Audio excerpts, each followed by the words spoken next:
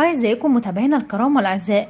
لو انتم محبوا متابعة أخبار النجوم ياريت ما تنسوش دعمونا باللايك والاشتراك وتفعيل الجرس واختيار الكل يصلكم كل جديد. ياسمين عبد العزيز تسافر إلى السعودية لأداء العمرة.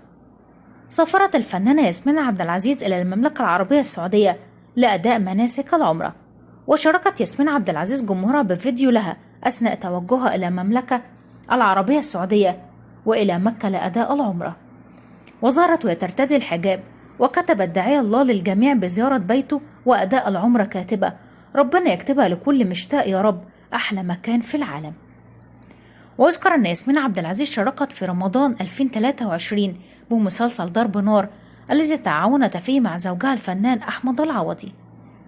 ومسلسل ضرب نار بطولة ياسمين عبد العزيز وأحمد العوضي وماجد المصري وهدى الإتربي وسهير المرشدي وأحمد بدير وهشام المليجي ودنيا المصري وإسراء رخا وأحمد غزي وإيمان السيد وأحمد عبد الله، من تأليف ناصر عبد الرحمن وإخراج مصطفى بكري.